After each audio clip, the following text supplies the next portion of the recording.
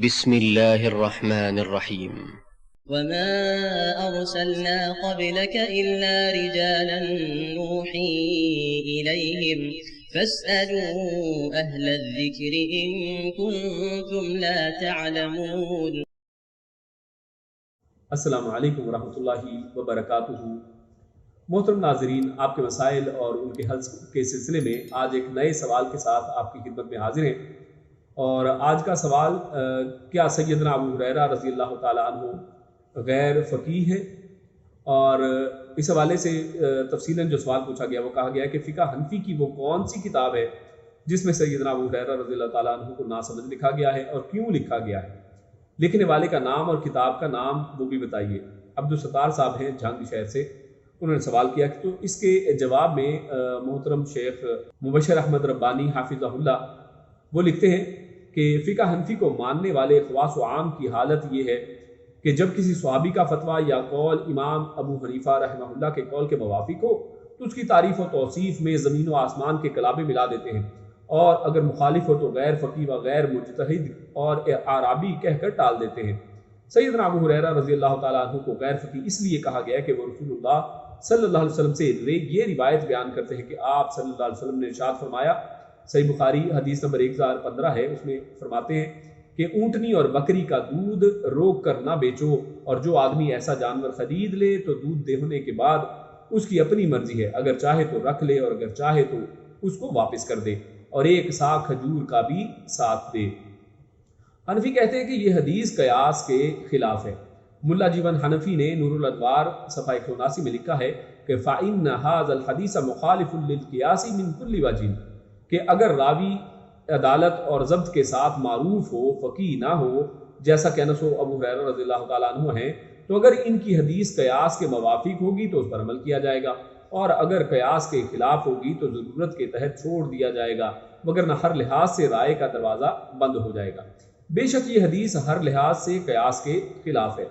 کیونکہ یہ ایک سا کھجور دودھ کے عوض دے رہا ہے۔ قیاس کا تقاضا ہے کہ دودھ کا تاوان دودھ سے ہی ادا کیا جائے یا اس کی قیمت سے، اور اگر کھجور بدلہ ہو تو قیاس یہ چاہتا ہے کہ دودھ کی کمی بیشی کے لحاظ سے کھجور میں بھی کمی بیشی ہو، نہ یہ کہ کمی اور بیشی کے ہر حال میں ایک سا کھجور ضروری ہے۔ اس لیے حنفیوں نے کہا کہ اب ہم دیکھیں گے کہ اس حدیث کا راوی کون ہے۔ اگر راوی فقیہ ہوا تو حدیث لے لی جائے گی، اور اگر قیاس کو ترک کر دیا جائے گا، اور اگر راوی غیر فقیہ و غیر مجتہد ہو تو قیاس کو مانا جائے گا اور حدیث کو چھوڑ دیا جائے گا۔ احناف کا یہ قانون نور الانوار صفحہ 179، اصول شاشی صفحہ 75، الحسامی مع شرع النظامی صفحہ 75،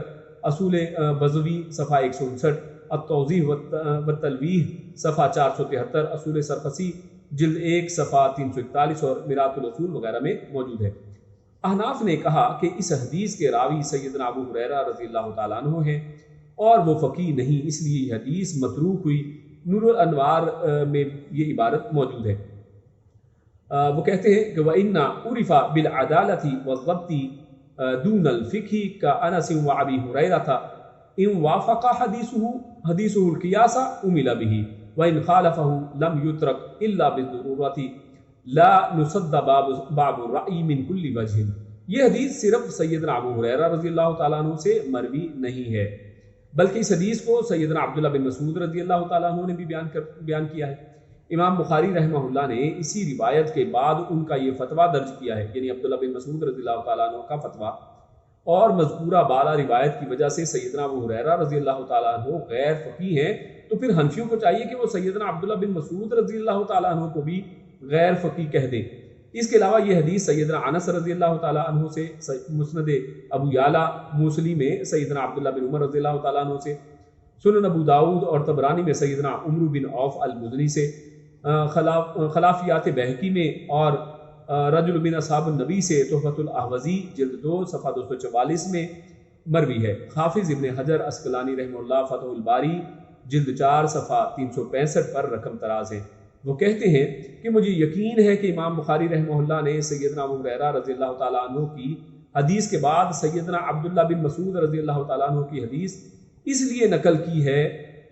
تاکہ معلوم ہو کہ ابن مسعود رضی اللہ تعالیٰ عنہ نے سیدنا ابو ہریرہ رضی اللہ تعالیٰ عنہ والی حدیث کے ساتھ فتویٰ دیا ہے۔ اگر سیدنا ابو ہریرہ رضی اللہ تعالیٰ عنہ کی روایت ثابت نہ ہوتی تو ابن مسعود رضی اللہ تعالیٰ عنہ قیاس جلی کی مخالفت نہ کرتے، اسی لیے اصول شاشی صاحب احسن الحواشی چیخ اٹھا اور کہا کہ لیکن ہا ہنا دقت قویۃ وہی ان ھذا الحدیث جاء فی البخاری بروایت عبداللہ بن مسعود ایضا والحال انہ معروف بالفقہ والاجتہاد، احسن الحواشی صفحہ نمبر 73 ترجمہ کچھ اس طرح سے ہے کہ یہاں دقت کبھی یہ ہے کہ یہی روایت ابن مسعود رضی اللہ تعالیٰ عنہ سے بخاری میں مروی ہے، اور حقیقت حال یہ ہے کہ ابن مسعود رضی اللہ تعالیٰ عنہ فقہ و اجتہاد میں معروف ہیں، اسی لیے بعض حنفیوں نے اس اصول سے جان چھڑانے کے لیے کہا کہ یہ قاضی ابو یوسف کے شاگرد عیسیٰ ابن ابان کا قاعدہ ہے، مگر ان کی جان خلاصی اس قانون سے کبھی نہیں ہو سکتی، اولاً اس لیے کہ ان کے اصول کی معتبر کتابوں میں یہ قانون موجود ہے جس کی بنا پر یہ حدیث مصرات کو رد کرتے ہیں، اور یہ قانون جہاں جہاں موجود ہے اس کے حوالے میں نے اوپر درج کر دیے ہیں۔ ثانیاً مولوی خلیل احمد سہارنپوری نے یہ بات تسلیم کی کہ ہمارے حنفی علماء کا ہی یہ قاعدہ کلیہ ہے، چنانچہ بخاری شریف کے حاشیے جلد 1 صفحہ 288 پر لکھتے ہیں کہ ہمارے نزدیک قاعدہ یہی ہے کہ اگر راوی عدالت حفظ اور ضبط میں تو معروف ہو لیکن فقاہت اور اجتہاد کی دولت سے محروم ہو، جیسا کہ سیدنا ابو ہریرہ رضی اللہ تعالیٰ عنہ اور سیدنا انس بن مالک رضی اللہ تعالیٰ عنہ ہیں، تو اگر ان کی حدیث قیاس کے مطابق ہوگی تو عمل کیا جائے گا، اور اگر قیاس کے خلاف ہوگی تو بوقت ضرورت چھوڑ دیا جائے گا، تاکہ رائے و قیاس کا دروازہ بند نہ ہو، اور اس کی مکمل بحث اصول فقہ کی کتب میں موجود ہے۔ حنفی علماء کا سیدنا ابو ہریرہ رضی اللہ تعالیٰ عنہ کو غیر فقیہ کہنا سراسر باطل ہے۔ امام ذہبی رحمہ اللہ نے سیر الاعلام النبلاء جلد 2 صفحہ 619 پر لکھا ہے کہ سیدنا ابو ہریرہ رضی اللہ تعالیٰ عنہ حفظ حدیث اور ادائے حدیث میں سب سے فائق تھے، انہوں نے حدیث مصرات بھی آپ صلی اللہ علیہ وسلم سے روایت کی ہے، ہم پر لازم ہے کہ ہم اس پر عمل کریں۔ یہاں یہ بات ضرور یاد رہے کہ اصل صرف کتاب و سنت ہے، اس کے برعکس قیاس و فرع، اصل کو فرع سے رد کرنا یہ مردود اور باطل ہے، یعنی اصل کو فرع سے رد نہیں کیا جا سکتا ہے۔ اس کے علاوہ یہ روایت قیاس کے بھی مطابق ہے۔ تفصیل کے لیے امام ابن قیم رحمہ اللہ کی اعلام الموقعین کا مطالعہ کیجیے۔ تو یہاں پر اس سوال کا جواب ختم ہوا، انشاءاللہ کل ایک نئے سوال کے ساتھ اور اس کے جواب کے ساتھ آپ کی خدمت میں حاضر ہوں گے۔ تب تک اپنا خیال رکھیے۔ السلام علیکم ورحمۃ اللہ وبرکاتہ۔